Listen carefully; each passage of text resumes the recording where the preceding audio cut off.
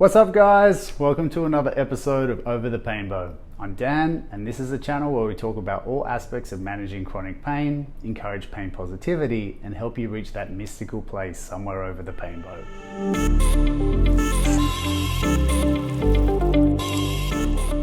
Today we're going to talk about one of those nasty, unwelcome side effects of managing a chronic condition, and that's the medical bills. When I moved to the US from Australia 6 years ago, I immediately started noticing the feeling of stress as the medical bills started to pile up. I wasn't ready for the barrage of email reminders, letters in the post, phone calls, text messages that your bill is past due. But what I learned pretty quick was that a few key mistakes can end up costing you big. We talked in the last episode about that impossible to answer question, how much should I spend on my health when I have limited resources? This is a battle most of us face when trying to decide whether the most expensive practitioner is really the best, or whether or not to try an expensive experimental service in the hope that it just might finally be the trick to getting your issue resolved. No matter what service you're getting and what insurance you have, if any, you're almost always going to have to pay something. And this video is about making sure that that something is as low as possible. Who's on first? Your prescriptions and pharmacy bills. I want to talk about copay and coupon cards. Lots of pharmaceutical brands offer copay cards online, and all you have to do is either type the generic or brand name of your medicine and coupons or copay cards as a keyword, and if they're available, you'll find them. What this means is that the drug company will cover some or all of your out-of-pocket expense up to what can sometimes be a pretty generous yearly limit. One of the coupons I use pays up to $4,000 on my behalf. Sometimes these copay cards can even wipe out your deductible, saving you thousands. Lots of other drugs on the market offer coupon cards that reduce the price, even if you're paying the whole thing out of pocket, and you can see a link to GoodRx in the description below. If you can't find what you're looking for, ask the pharmacist to check for you. They don't always do it automatically, but a recent prescription I filled went from $600 to $100 out of pocket simply by calling the pharmacy and asking them to check. 2. For doctor's visits and inpatient services, if you have insurance, make sure the right procedure codes and membership codes are being presented on your bill. Even cross-check your member ID and the spelling of your name.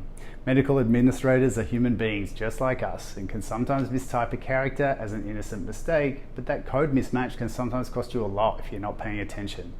Sometimes out of fear or stress, we go ahead and just pay a bill assuming it to be correct, or worse, put it on a credit card paying 30% interest without thinking to call and double check the codes, member ID, period of insurance and other things.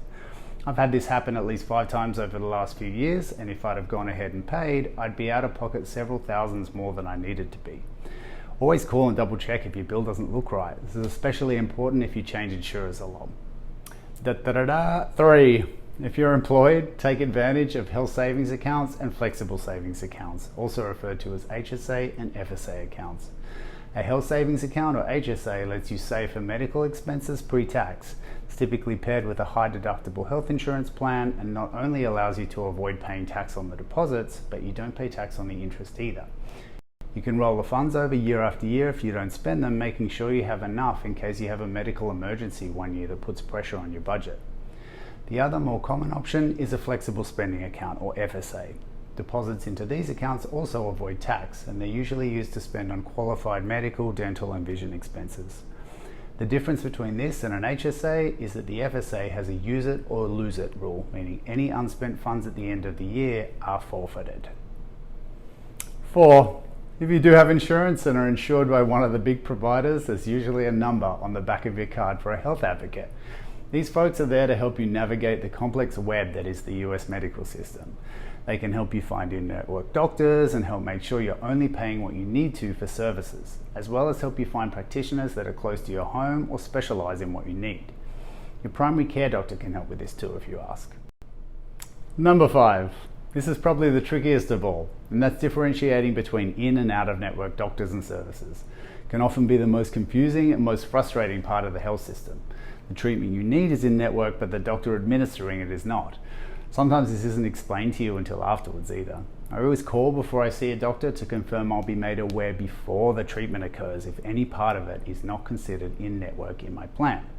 Be confident to stand your ground. I had an experience a couple of years back where I was told an acupuncture treatment was covered in network under my plan.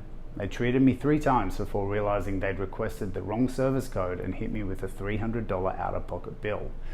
I stood my ground and referred to the several times I'd confirmed it was covered amongst my sessions, and they ended up writing off the cost as this is their error, not yours or mine.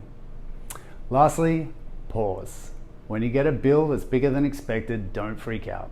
Pause for a minute and think about whether a phone call to the practitioner could clear up a miscoding, or if it turns out you really do have to pay. A lot of practices and hospitals offer payment plans at 0% interest as opposed to putting it on your credit card and getting stuck with paying 30%.